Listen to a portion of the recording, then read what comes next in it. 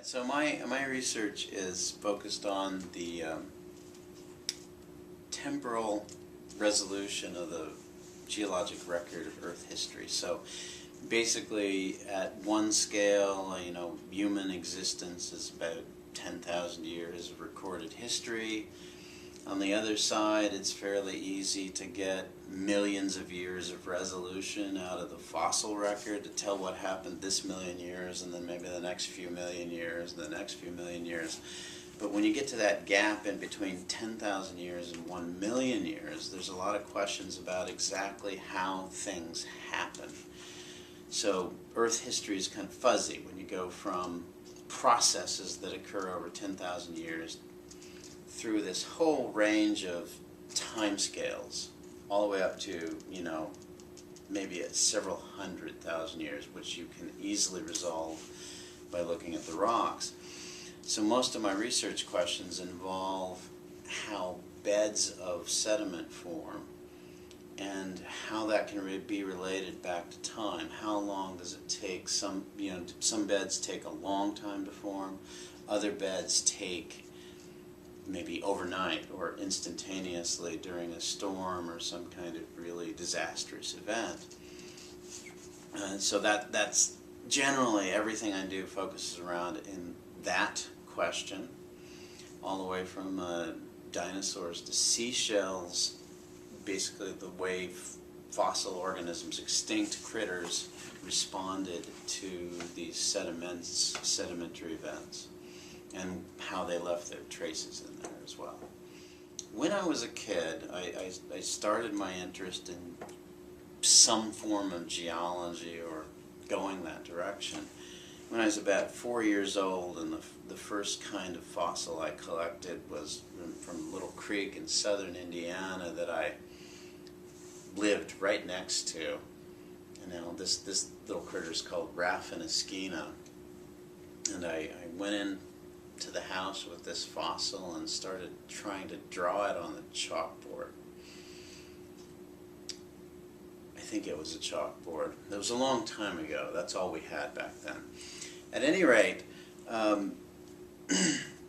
since that time, of course, I'm still working on this thing. I grew up not thinking that there was much in geology or the study of fossils. But when I was a teenager, a person getting their PhD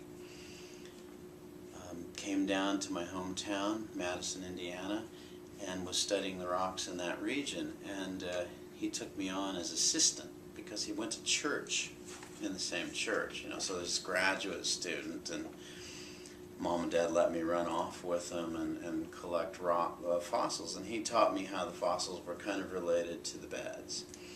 And so what started as this kind of interest in fossils became an interest in the whole picture of what fossils mean and how their context as part of a record of what happened in the past. From that point, I did my graduate studies in Utah, out in the desert in the Great Basin, studying strata that didn't have many fossils, which was kind of hard for me to get through the master's. And then I came back to Cincinnati for a PhD and studied very fossiliferous rocks that you see around Cincinnati, also very layered.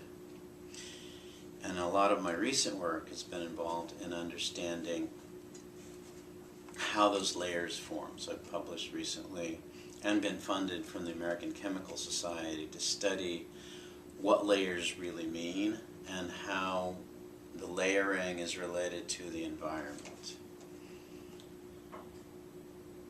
Since I came to Fort Wayne, I met Jim Farlow, who works on dinosaurs, and he has gotten me into the dinosaur-bearing strata of Texas, where I helped him figure out his track layers.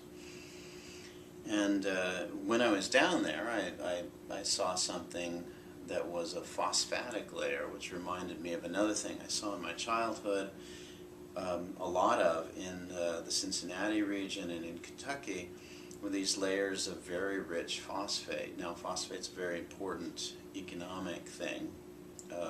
It's important because it's critical for growing food. So this is kind of an interesting thing right now.